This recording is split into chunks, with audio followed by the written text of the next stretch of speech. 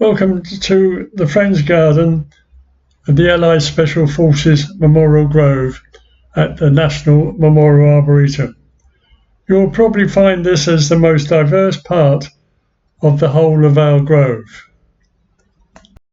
Our journey of remembrance in this garden starts with a Scots pine brought from Hereford by the friends of Reginald Taylor, RAMC, SAS soldier, and who used to frequent the Barrels Inn in Hereford. And he was also my medical aid trainer back in the very, very early 70s. His friends from the Barrels paid for the plaque, and his friends gave us a tree which we dug in, and it's absolutely magnificent now, growing well.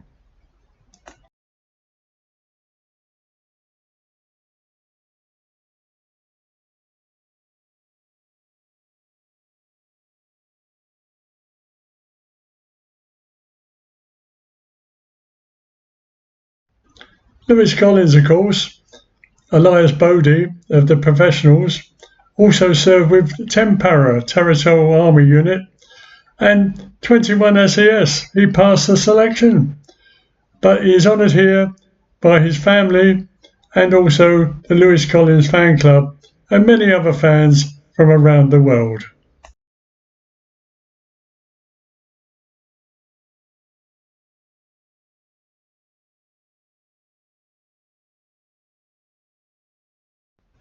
Not much is known about the service record of Harry Hudson, who served with the Special Operations Executive Force 136 in the Far East, but his records should be released in 2025.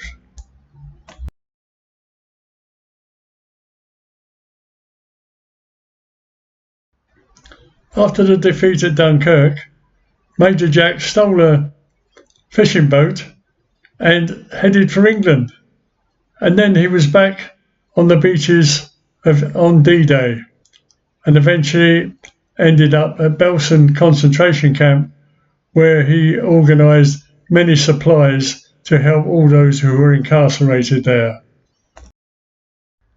The Royal Army Service Corps had what was called the Forgotten Fleet, and Sergeant Leonard Cater was part of that during the Dieppe raid. However, the boat he was on was destroyed by enemy shelling, and he spent quite a long time in the English Channel in oil-infested waters, but survived the war.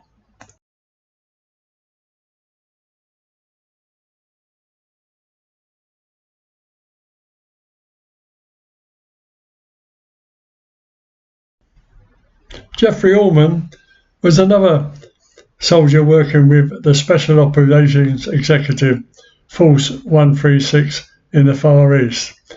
We're looking forward to his records being released soon.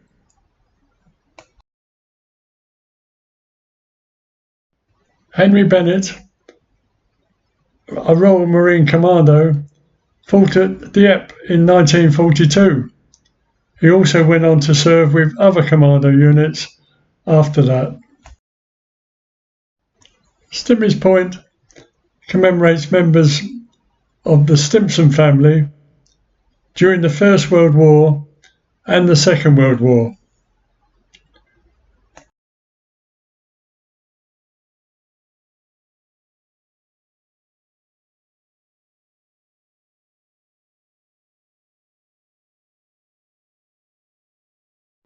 During the Malayan emergency, Bill Scroggy acted as a guide to SAS patrols across his plantation in the Malayan jungle.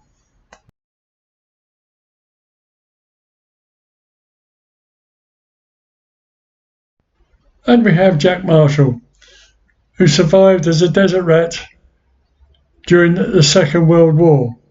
And when he came home, went into his local pub and said to everybody, "Now then."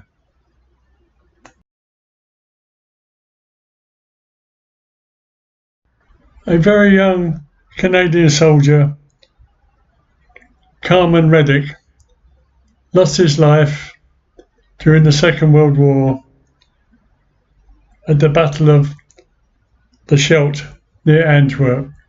He served with the Stormont, Dundas and Glengarry Highlanders of Canada. Many years ago, I received a phone call from the family of young Alex Smith, who at that time was only 7 years of age. He wanted to meet up with some Special Air Service soldiers. So myself and Peter Scoley, a very famous SAS soldier, went down to Bristol Children's Hospital and met up with young Alex. We took down to him a lovely little uniform and an escape tin full of sweets that he could enjoy.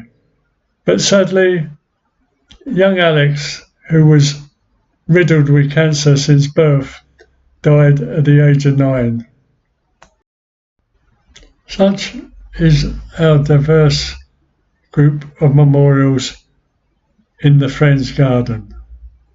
All these gardens are maintained by the Friends of the Allied Special Forces Memorial Grove, and if you would like to donate to our ongoing maintenance of memorials and the gardens, then please visit the sites which are listed at the end of this presentation. Thank you for listening.